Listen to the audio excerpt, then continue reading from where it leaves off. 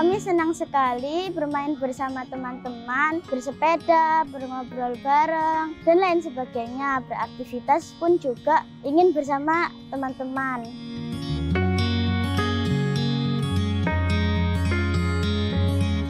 Pas pandemi COVID nggak bisa main sama temen. Kalau sekolah juga harus gantian. Perkenalkan, nama saya Delia Sofia Putri. Saya lahir 18 Oktober di Lamongan 2010. Nama saya Dania Aldana Ziva, sehari-hari dipanggil Dania. Saya lahir di Gresik 24 Mei 2010.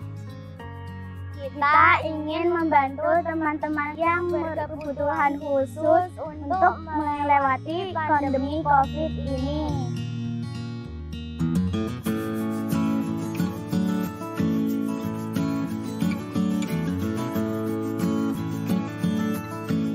Adelia anaknya dia suka belajar mandiri dan lebih ke textbook. Jadi apa yang kita sampaikan yaitu yang akan dia jawab. Tapi kalau Dania dia lebih banyak bertanya dan dia suka sekali untuk browsing ke sana ke sini, lebih suka seperti itu.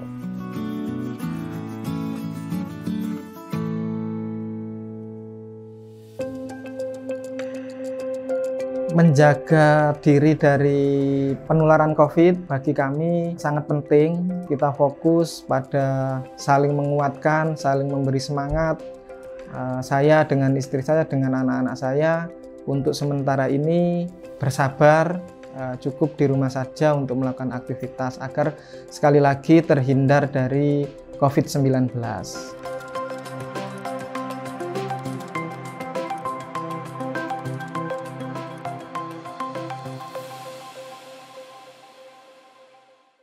Mbak Adel, ini oximeter ya. Ini Ayah sedang mengukur oksigen dalam darah Ayah.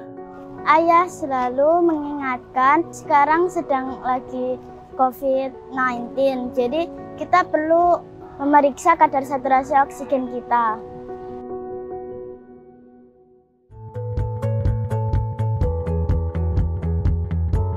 Kita memang sudah ikut KJSA setiap tahun, jadinya kita pantengin nih yang namanya Instagramnya KJSA gitu ya, Kalbe. Nah di situ ketika kita menemukan info, oh sudah dibuka tahun ini, akhirnya ya udah kita mulai brainstorming ke anak-anak, punya ide apa nih untuk solusi dari permasalahan di sekitar kalian.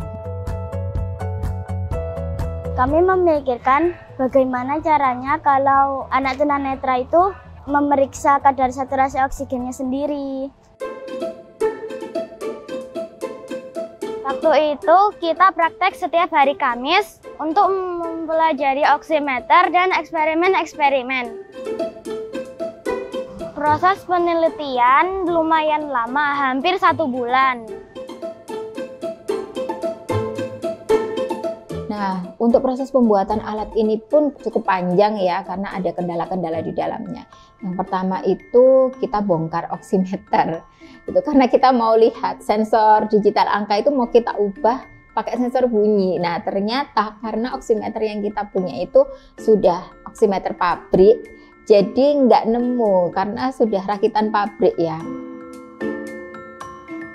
Akhirnya Adelia dan Dania dan dan pembina IPA kami diskusikan dengan pembina robotik di sekolah saya. Dari situ akhirnya dari data angka menjadi data suara itu bisa kita konversi lewat alat yang namanya Arduino.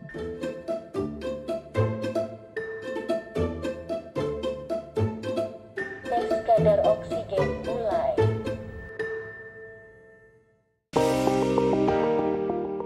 Kami selalu motivasi, meskipun itu berkali-kali, setiap hari bahkan untuk mencoba latihan tersebut, tapi alhamdulillah Dania selalu antusias sepertinya, meskipun nyampe rumahnya juga malam.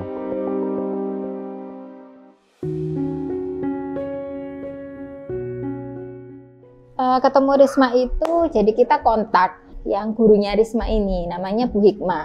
Nah, Bu Hikmah ini kemudian saya kontak lagi, Bu, kita bisa ya ke sana lihat anaknya dulu gitu. Terus ketemulah si Risma ini. Risma itu anak tunanetra, dia masih SD kelas 1. 9 7.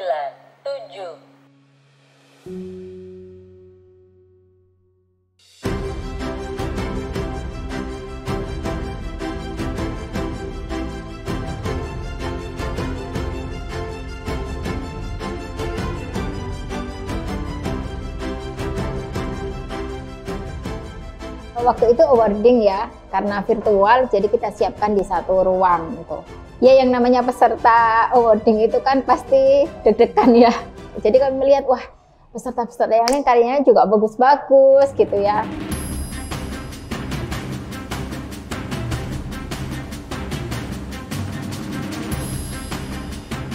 Nah ketika tahu juara 3 diumumkan, yang pertama juara favorit diumumkan, wah nggak terpanggil gitu. Juara 3 gitu, nggak terpanggil lagi.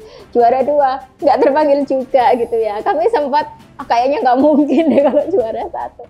10 sudah yang menjadi yang terbaik semua, tapi ini adalah yang juara satunya. Kita hitung bersama-sama. 3, 2, 1. Oxy Braille.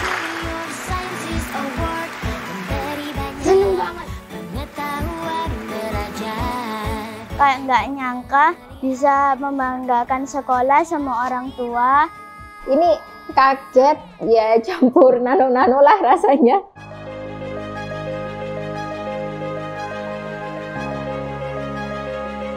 Kami juga berterima kasih kepada Risma telah membantu kami menjuarai KJSA.